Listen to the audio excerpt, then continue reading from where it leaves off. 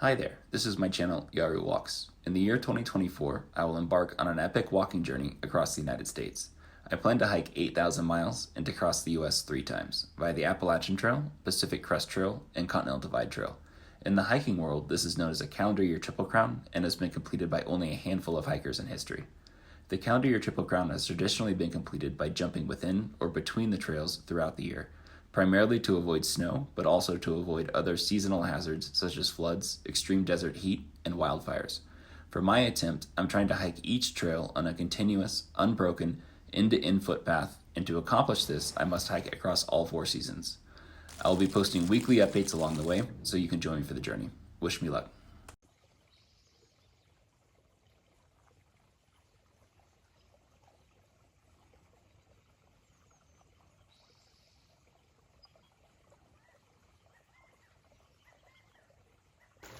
So I'm still at my campsite. It's about 6 a.m. and I'm just documenting this because it's fun. Water is scarce out where I am right now, and this campground, from what I was reading online, the water does not flow pretty much like most of the day. And so last night at 11 p.m. when I arrived, this creek was bone dry, like dry all the way to the ground, not even pools of water here.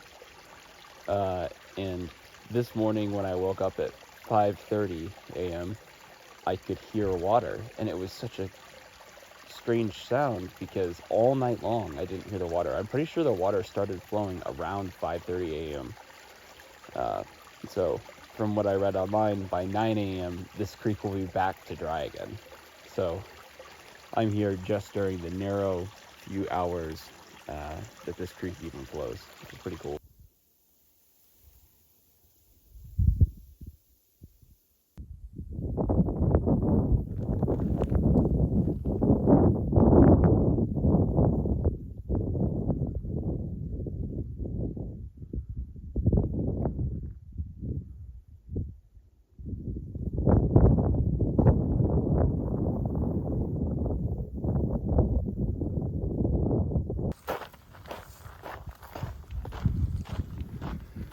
So about 9 more miles and then I'm gonna hit Agua Dulce, which is my next resupply town. I'm super excited about the timing. I got a big mile day done yesterday. Got moving in the morning, and I'm going to arrive in Agua Dulce right around noon to 1 p.m. If my turnaround time is 3 to 4 hours, that would mean that I'm gonna be heading back out of town around 4 or 5 p.m., which means for the 4 hottest hours of the day, I will be seated in the shade in a restaurant somewhere. Quick little shade break in the cave, hanging out with the snake. I saw this tunnel from a distance and I thought, surely I get to walk through it. In true hiker fashion, when you go through interstates, you tend to go under them. And this whole area is just covered in yellow jackets, little wasps. But I've learned nature is chill, so I'm not gonna get stung. Unless I attack one of them, then they'll attack me. All right, let me through, guys.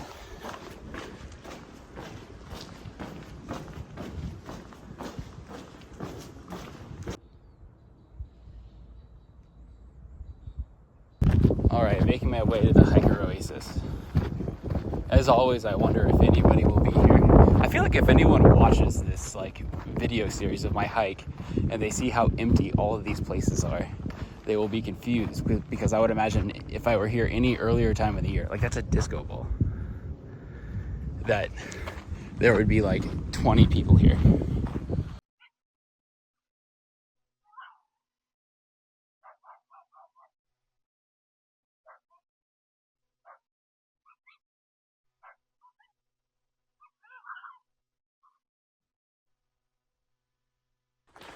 All right, I'm leaving the town of Agua Dulce now. I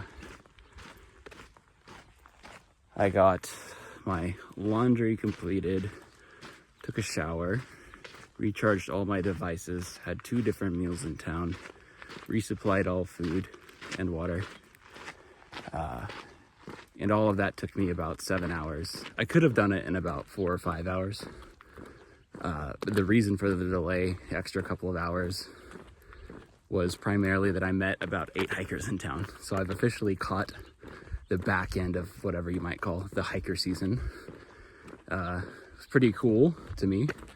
I met 8 hikers in one town. 7 of the 8 were from countries other than the United States, and 1 of the 8 was from the US, and he was really cool. So that's the first time I've met a big group of people, I think, ever on a hiking trail, which is kind of funny, but it's true. And so the reason I haven't met anybody on hiking trails before is because the first trail I hiked is the Arizona Trail, and very few people hike that trail. Second trail I hiked was the Appalachian Trail in the winter, and I went fast, so I didn't meet anybody on that trail, roughly speaking. And then now I started the PCT about a week and a half after the last person to start. And so everyone had roughly a 9-day head start on me. And then it took me, I don't know what day number I'm at now, but what day is it even? I literally don't know. It's the 25th. So I've been hiking for 16 days. That's pretty cool.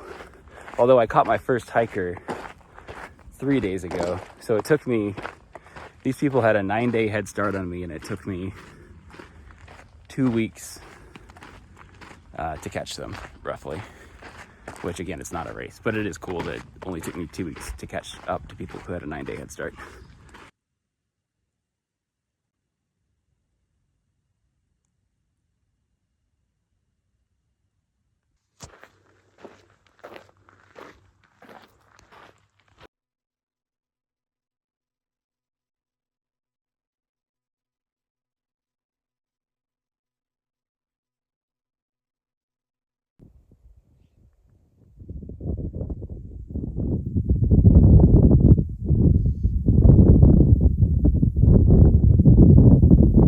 So I'm walking, and then I see this tail stick straight up out of the grass.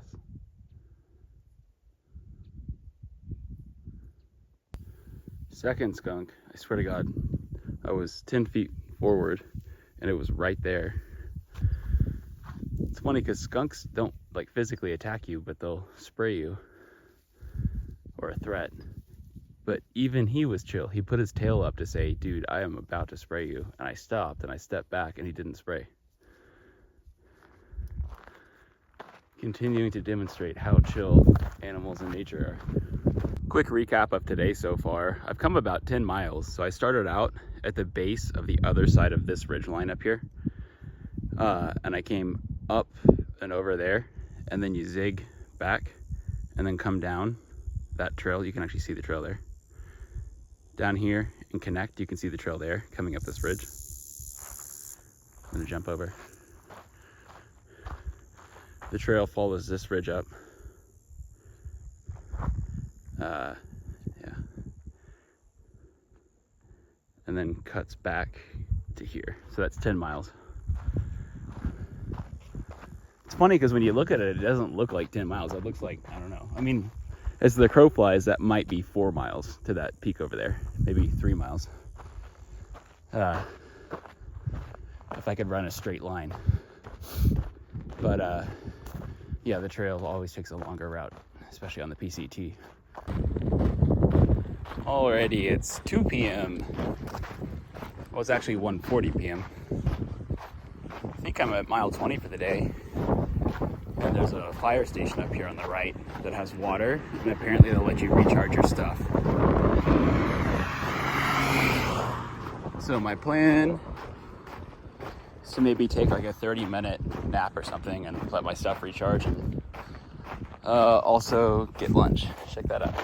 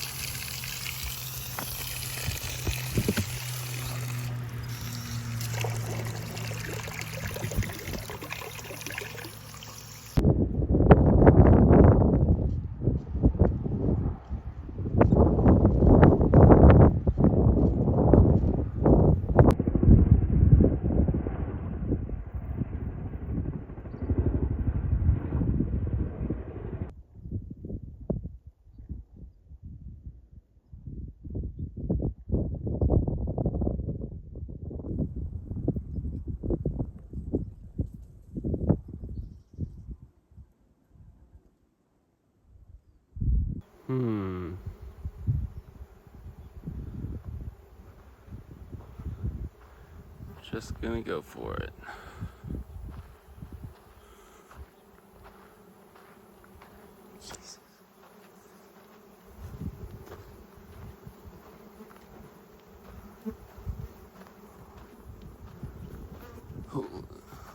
Alrighty, so not visible. I've just been following along this mountain ridge line for, I don't know, a couple of days now. And then out here is more like flat desert, kind of the valley floor. At the bottom of this ridge is a place called Hikertown, which is kind of a famous borderline hostel. I'm starting to understand on the PCT, the hostel culture is not as strong as it is on the AT, where they do a phenomenal job. The hostels out here seem to be kind of like a high school experiment, you know, like living in someone's backyard and using 2x4s and nails, like hobbling stuff together, but it's better than nothing. But anyway, a lot of these places, it's just someone's backyard and they've nailed wood together and they have water and like you can use the restroom and take a shower and do laundry and stuff, but you're still outside in the heat and there's no Wi-Fi. Yeah, I just crossed the 500-mile mark on the trail, 5 miles back, 6 miles back. And since I've started this trail, I have not hit a place that has Wi-Fi other than Kenny's place, but I was in and out of there quickly. So anyway, first world resource poor so far on the trail. But looking out into this valley, down here is Hikertown. I'm going to hit that tonight. And then it's roughly a 17-mile walk diagonal along the LA aqueduct, which is like a water pipeline that runs from somewhere out here over and then back to LA, Los Angeles. And so the PCT route takes you right along it. I think you walk like 2 feet next to it. 17 miles out, I think somewhere beyond those wind turbines that you can see maybe way off in the distance. And you cannot see much further past them because there's so much smoke in the air. But somewhere behind that smoke, these mountains continue. And these are like not quite the Sierra yet, but they're like the foothills outside of the Sierra. So the next transition, I think in something like 150 to 200 miles, it'll be a transition from what is currently the desert to the Sierra mountain range. And so I'll leave the desert for the more like high mountain ecosystem.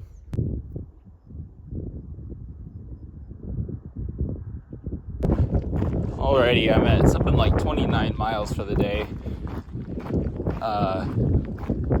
And the Hikertown, I don't even know if it is a hostel. The Hikertown wooden shack. Someone on the hiking app described it as a psychological experiment they never asked to be signed up for. So I guess that's what I'm walking into. Who knows? I'm sure most of the people who leave critical comments of the hostels tend to be, just sensitive babies in my observation. So I'm assuming it's going to be a fine and good experience. But it is the PCT, and again, I can't quite call them hostels because they're not hostels. They're like wooden shacks without air conditioning and no real bunk rooms. But whatever you would call them, the wooden shack farms on the PCT, brief aside, big shout out to all the hostels on the AT because so far they put everything on the PCT to shame.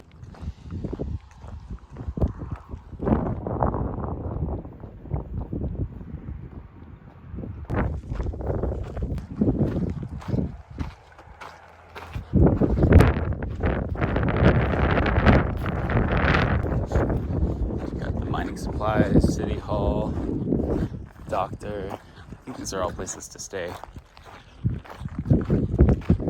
Hotel, Sheriff.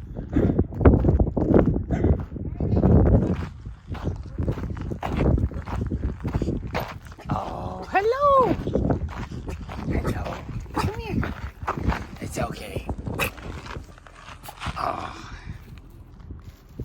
Yeah, I don't like the flies either. Come on.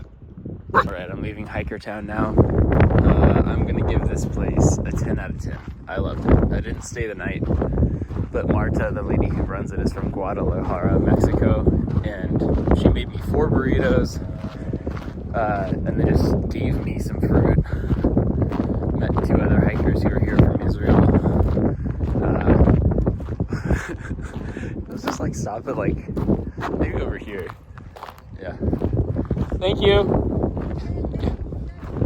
Yeah. I guess she's over there, so I won't. But the whole place is done up like a cowboy western movie set. So that's like the mining supply shop, and over there's the jail.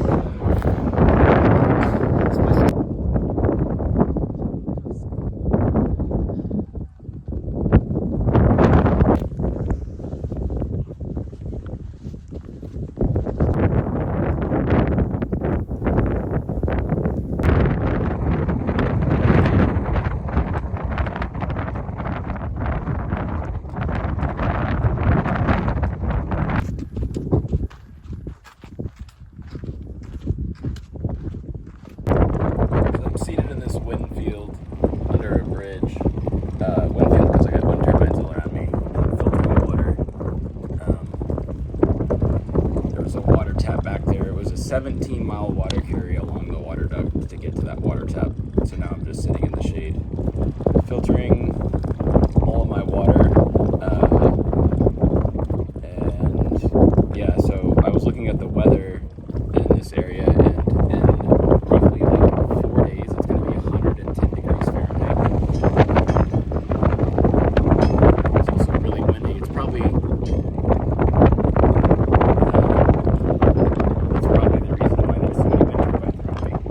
kind of fun. I can watch the wind turbines with like velocity increasing as the winds increase. I think I can see that. Nice. Anyway, yeah, it's going to be a lot hotter in a couple of days, which is fortunate because I think in about 4 or so days or 2 days, I don't really know when exactly, I'm going to be exiting the desert for the Sierra Mountains. So I feel like I'm making it out of the desert literally just in the nick of time to not be scorched entirely, although I've already been scorched. It's been like 100 degrees Fahrenheit every day. Alrighty, so I've spent like the last 6 hours kind of like camped out in the shade of this bridge behind me. I've had to move 3 times because the sun's been moving. And then last night at Hiker Town, I met an Israeli couple who are hiking. They're over there getting water right now. And so anyway, this morning we hiked out together last night, and then this morning we hiked together along the aqueduct for a little bit. But then I kind of like moved ahead, and then I got to this bridge, and when I got here I realized like, oh my god, it's so hot, I have to just camp out in the shade until the day's over. And then it's funny because when they got here, I wasn't sure if I was just not having a good day or not, but when they got here, they made the exact same call. The heat today is unlike any other section of the PCT that I've experienced so far. It's a long, flat, dry stretch, and there's water here, and it's windy, and this is the only spot in the last 17 miles that has had shade, thanks to this bridge. And so, anyway, it's funny. I saw like a shadow move. Must have been a bird. And so anyway, what was I trying to say? Yeah, so just to like briefly describe the heat, like I've experienced temperatures at the highest a long time ago, I think, like around 110 degrees Fahrenheit, if my memory is correct. And it's so hot that like it feels like a magnifying glass is on you. And that's how it felt today. If I had to guess, I mean, I'm just telling you, feeling wise, it felt like 110 or maybe even a little higher than 110 Fahrenheit. And that's while doing a giant water carry. And so anyway, my brain is like working slowly right now. Yeah, so I guess so I remember now what I wanted to say. It reminds me That's why I started this video. It reminds me of being on the AT when it's raining and the temperature is between 30 and 40 Fahrenheit. It's so cold. I mean, that's probably the hardest thing you do on the AT when you're hiking in the winter, is hiking in the rain just below 40 Fahrenheit, just above 32 Fahrenheit, so above freezing, so it's not snowing, but it's raining on you while you're walking and it's windy. It pretty much induces hypothermia within a couple hours of walking, or the early onset, to where your brain just starts to hurt and shut down from the cold. This is on the polar end. This is like the ultra hot heat where you can just feel the top layer of your like skull just heating up, and you're just kind of like stumbling like a dead man down the trail. And it was just funny. As soon as I got to the shade of this bridge, it was just clear. This is like one of those days on the AT where you hit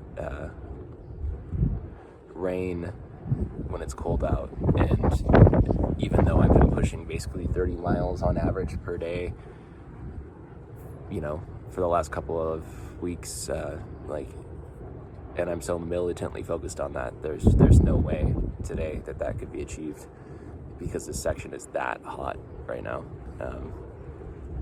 As I've said before, very few people hike the PCT starting in late May, and it's known to be ultra hot, but like, I don't know, less than 20 people might start in June, and I think I might have been one of the last 2 or 3 people to start the PCT this year, on the entire trail, starting at like early mid-June.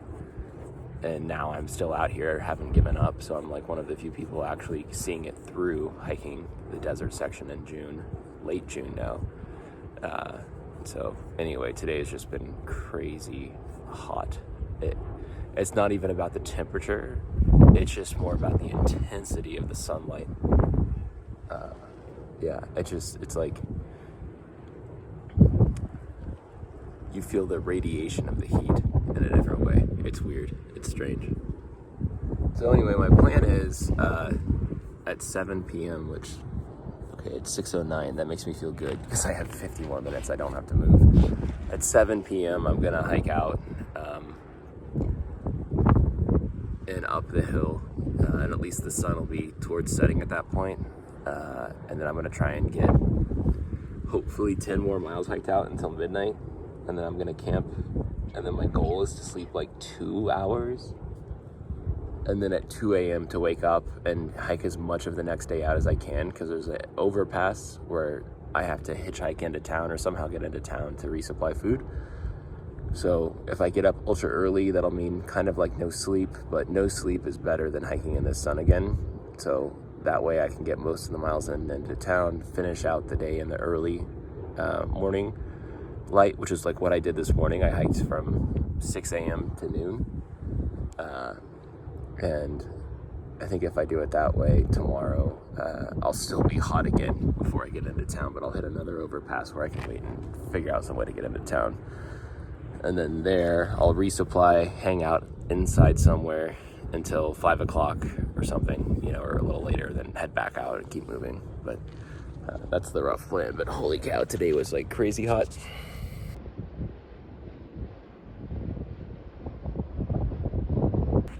Alrighty, saying goodbye to the bridge now. Thank you, bridge.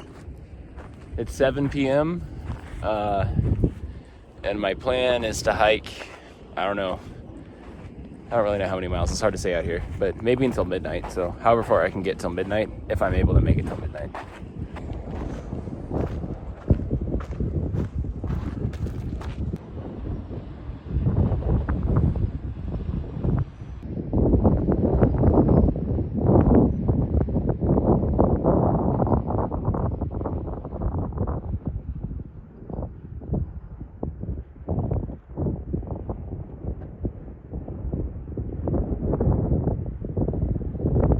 Man, I cannot even begin to describe how much better it feels walking right now compared to how hot it felt just like, 7 hours ago.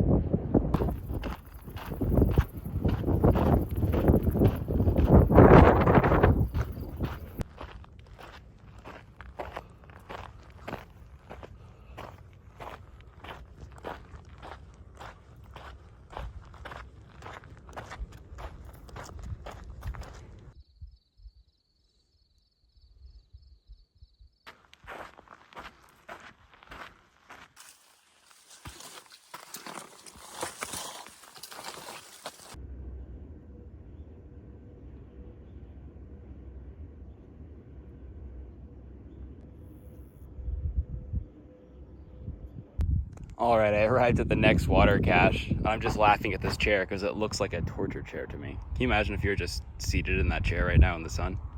I'm sure at some other part of the day that's in the shade, but it just looks so strange and out of place there. This guy rolls up, gives me water and a Gatorade. Pretty sweet.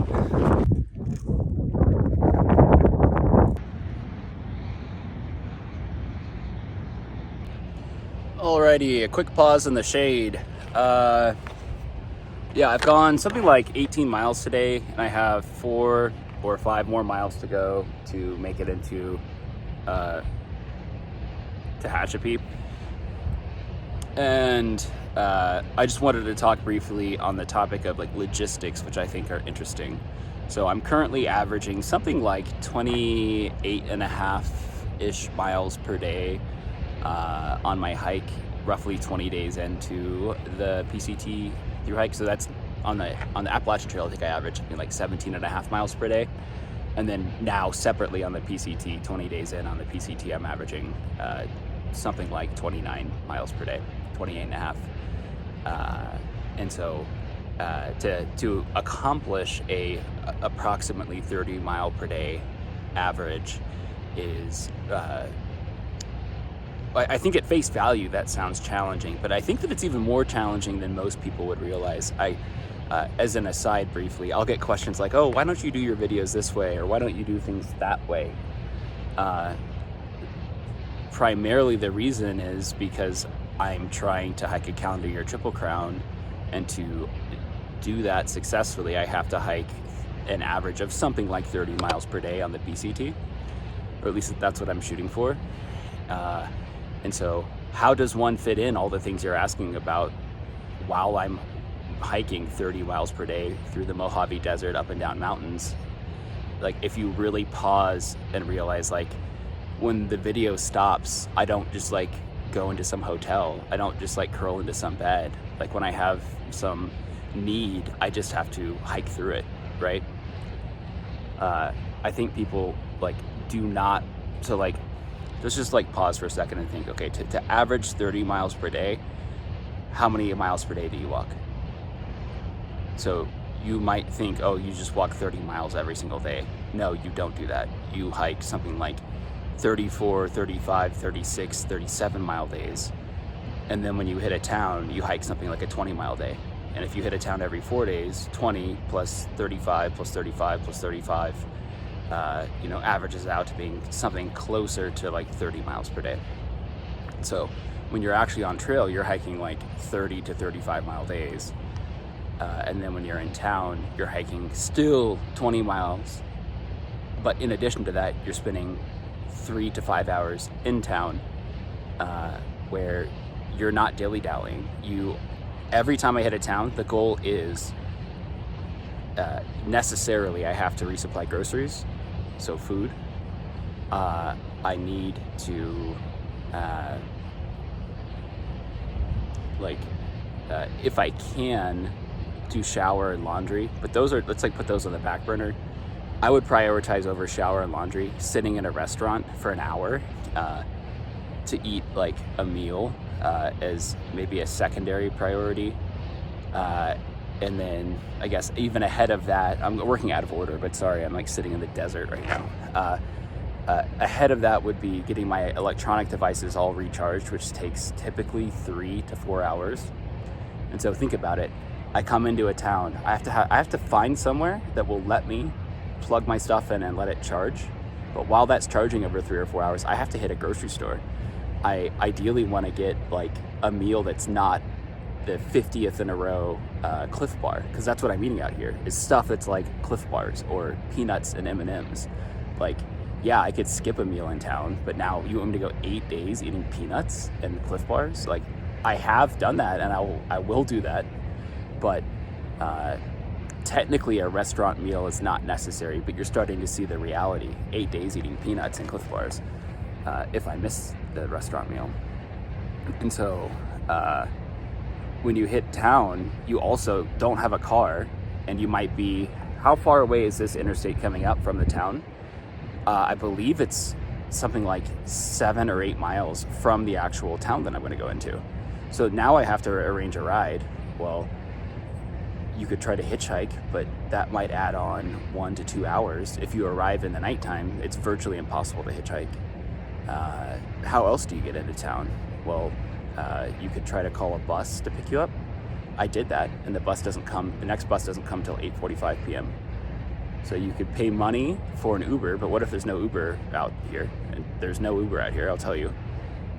So your only remaining options are people who are trail angels who will pick you up, but frequently, because they're doing it for free, they're not available. And then occasionally there's someone who will do it for hire for something like $20 in and back, so that'd be $40 round trip. So ideally, you don't want to spend $40, for a round trip ride. So when you pause and think about it, my goal when I hit these towns, it's not to spend the night overnight in a hostel. It's to contact a hostel, come into town, this is an ideal resupply.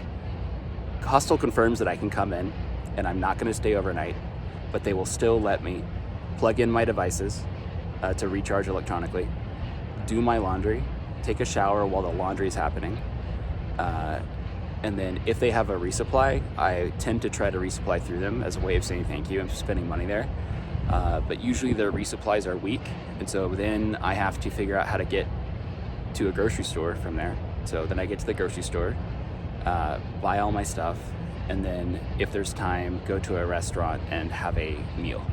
And the meal's not necessary, nor is the laundry, nor is the shower. Those are not necessary, but they're really nice to have, especially considering that I'm, again, eating stuff like peanuts and Cliff Bars on trail for 4 days. And so if I miss that, that's now 8 days that I'm eating peanuts and Cliff Bars on trail. And then people might say, why eat peanuts and Cliff Bars? Well, because I'm walking 110 miles in the desert and I have to carry it on my back. That's the other thing, is I'm going 30 miles a day. I'm not going 30 miles a day carrying a Gatorade bottle in my hand like I'm on some stroll in a park next to my house. I'm walking 110 miles through the Mojave Desert with no town between me and the next town for 110 miles. So if you want to pack ribeye steak and canned beans, by all means, you do that and see how far you get doing that. When you're through hiking, you have to look at everything in terms of the number of, when I go in to shop in a grocery store, I literally just look at the calories on the back of each package. I know that if I'm going 100 miles, I need 4,000 calories per 25 miles, so that's 16,000 calories for a 100 mile stretch roughly.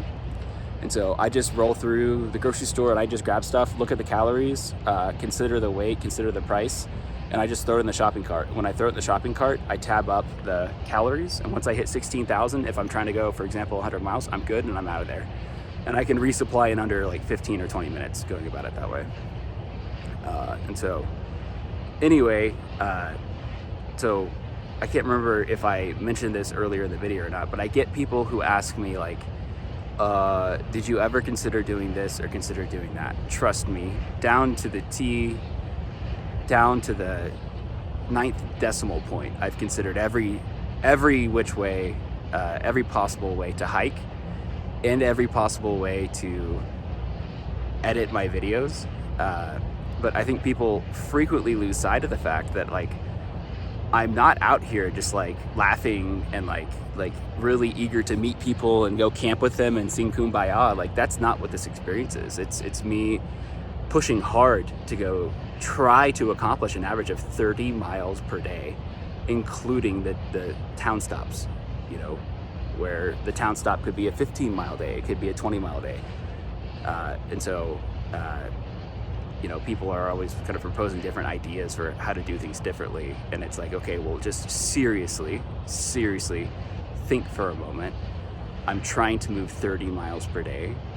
And so if you just run your idea through the filter of this guy's trying to go 30 miles per day, is what you're recommending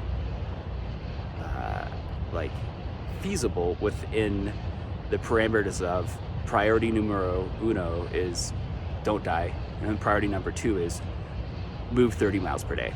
And you'll quickly see there's a tier ranking of priorities, and whatever that additional idea is probably like not even in the 100 priorities. In my world, there's probably about 15 things I can take care of on a daily basis, And I'm sure that the list would go down to 1,000 of other things that would be nice to do, but the time on a 30 mile per day average only allows for like 15 things to be accomplished. And so if you want to do something like carry canned beans, or steak, that's pushing this probably doesn't make sense to people, but it's pushing something else off my list of 15 that are essential. And if you had to look at it that way and say, well, which would you rather have?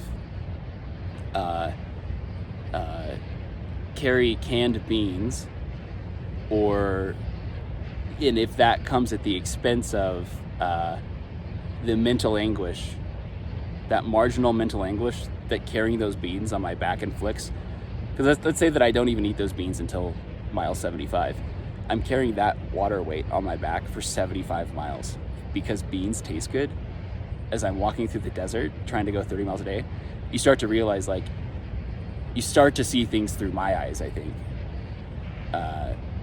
Like, I would much rather make the daily experience, which is walking, more comfortable than seek out like daily pleasures that make sense in a city-based world where you're not walking 30 miles a day.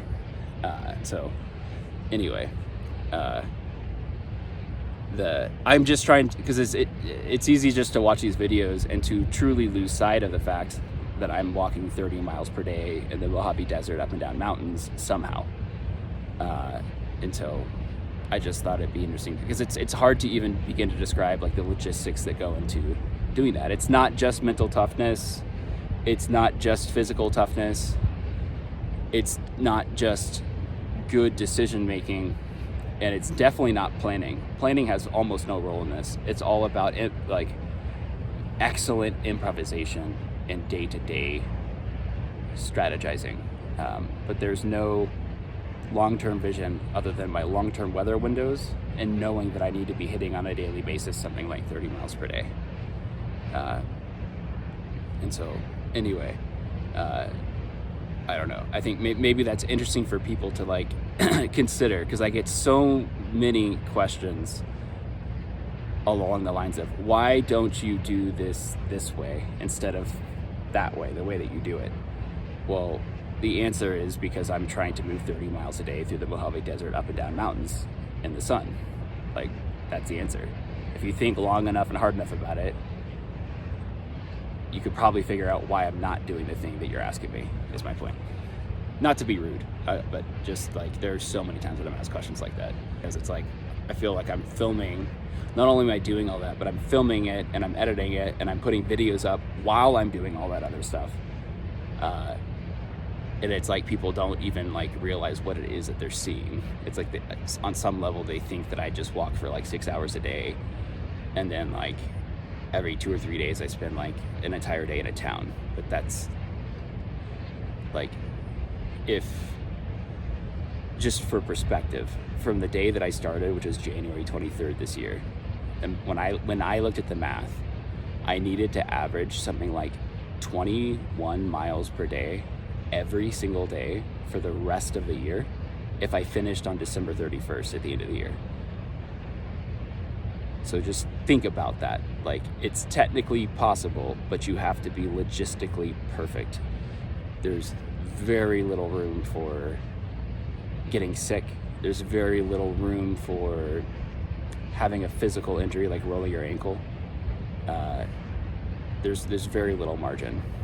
And that's to maintain a 21 mile per day average. So anyway, I could see how someone watching could not quite understand that, but I think it's also interesting to just pause and consider. Like, I guess I don't even really feel like those things are happening behind the scenes. I feel like I'm showing all those things, but at the same time, like, I don't really feel like a lot of people actually process like what it takes to do this. So I don't think this is me complaining. I just thought, oh, here I am about to do yet another town run, and after hiking 110 miles, I have lined it up to where I'm arriving in the early afternoon. I have a ride scheduled, and somehow I'm going to get into and out of town, hopefully in 3 to 4 hours. and then get back on the trail and keep moving. And in that town, I'm going to get most of the things accomplished that I just mentioned. So even just arriving somewhere between 1 and 5 p.m. today when the stores are open, that's a big challenge when you're hiking 110 miles through the desert over terrain you've never hiked before. So there's just so many levels to this. If I'm trying to emphasize anything, what I'm emphasizing is it's not just walking 30 miles every day. There are so many other factors that make, like logistical factors that make maintaining the 30 miles per day incredibly challenging. Yeah. I think that's my piece, and I've already dilly-dallied too long. This video is 15 minutes long, and I should be walking, so let me get back to trail. I'm gonna sit on this bench, take a break. Yeah. Me either. So I'm pretty sure that's where I'm trying to get to, that overpass. That's I-80, I think, and that must be the overpass, and that's where the trail angel's gonna pick me up from. It's crazy, because by trail, it's 3 miles away. To me, that looks like it's a mile away. So another thing that makes the logistics challenging is that probably 90% of the time that I'm out here, I have less than 1 bar. So either, I would say 70% of the time I have no signal, and then of the remaining 30%, maybe 20% of the time I have 1 bar, and then maybe 10% of the time I have 2 or more bars. And right now I have full bars, and I'll promise you, it's because that is a cell tower giving me full bars, which is a good feeling. Just got dropped back off at the interstate after a stop at Tehachapi. Shout out to Ted and to Cheryl for giving me a ride into and back out of town. I think it's almost, yeah, it's after 10 o'clock. So I can either hike more or go to bed now and wake up early.